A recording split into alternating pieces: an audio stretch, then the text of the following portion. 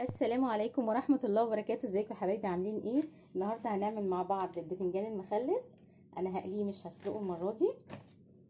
اول حاجة احنا هنغسل البتنجان كويس قوي. نشوف مع بعض. احنا اهو غسلنا البتنجان كويس قوي. طبعا احنا لما بنختار البتنجان عشان نعمله مخلل، احنا بنختار البتنجانة صغيرة بس في نفس الوقت تكون مليانة عشان يكون فيها لحم كده ان احنا نقدر ناكله. احنا هنشيل الحتة ديت، يا اما هنقطعها بالسكينة عادي. بسم الله الرحمن الرحيم.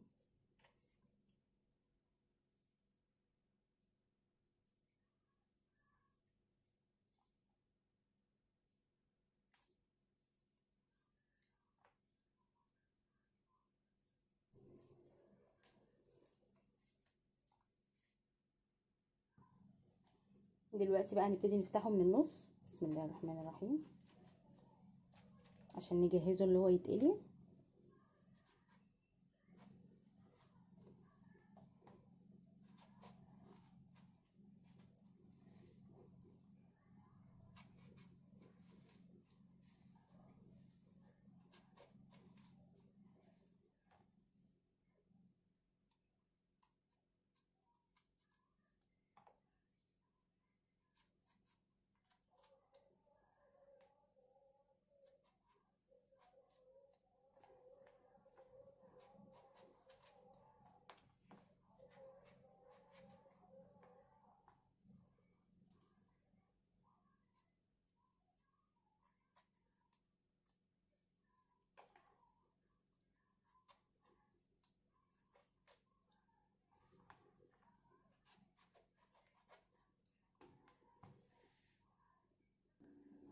ودلوقتي هنقلي البتنجان في الزيت. انا مش هعلي النار قوي، وكمان هغطيه عشان خاطر يستوي كويس ومن غير ما يتحرق. وبعد كده نجهز الخلطه مع بعض. ودلوقتي البتنجان اهو قليناه، هنسيبه بقى يبرد وهنجهز الخلطه.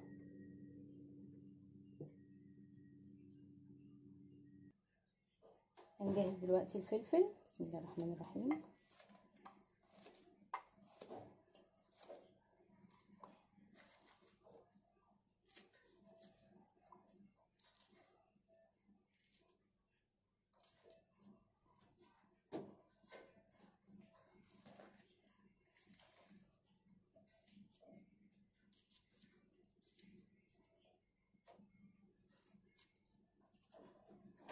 انا الفلفل كان معايا في الفريزر.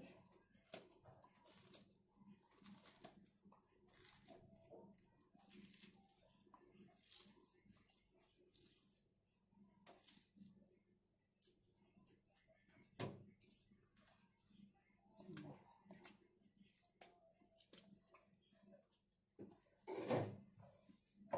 هنحط اول حاجه الملح. بسم الله الرحمن الرحيم. مش هكتر عشان انا حاطه ملح في الثوم، انا دقيته الاول عشان ما يبقاش خشن. ومعانا معلقه كبيره او اكتر شويه ليمون، عصير ليمون. بسم الله الرحمن الرحيم. ومعلقه كبيره خل.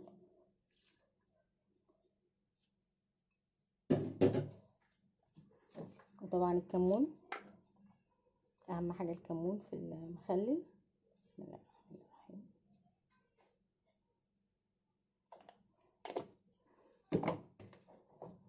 وهحط بابريكا، ان احنا ما بنحبش الشطه فهنحط بابريكا عشان تحمر الميه بتاعتها تدق شويه.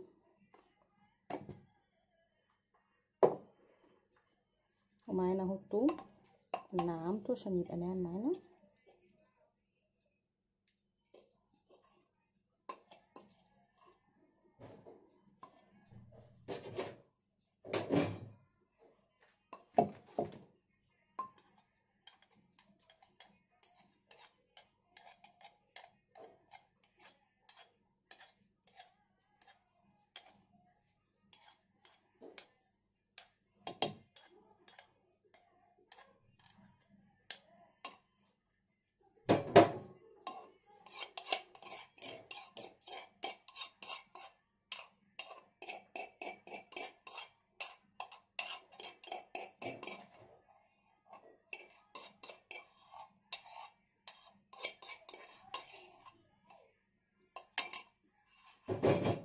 دلوقتي هنبتدي نضرب الخلطة. بسم الله الرحمن الرحيم.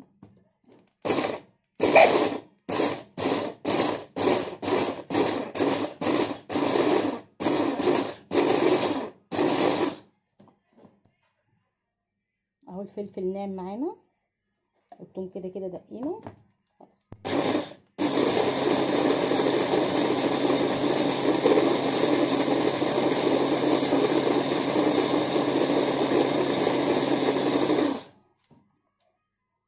خلاص كده الخلطة جاهزة.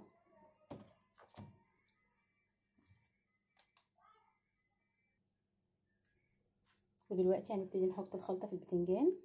بسم الله الرحمن الرحيم.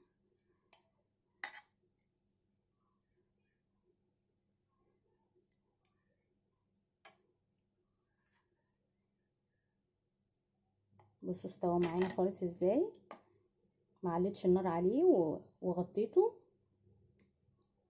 علشان يستوي كويس.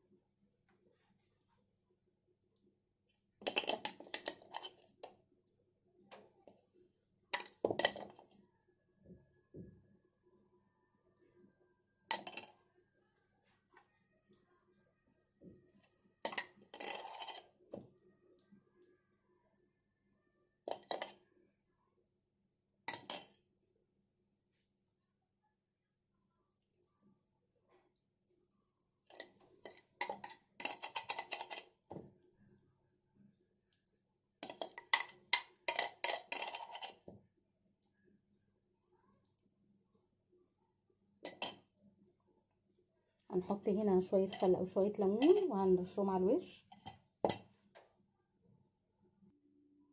احط كمان سنة كمون. بسم الله الرحمن الرحيم. شوية من البابريكا. بسم الله الرحمن الرحيم.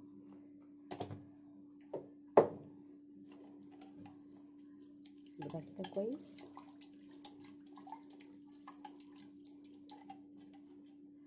وش على الوش.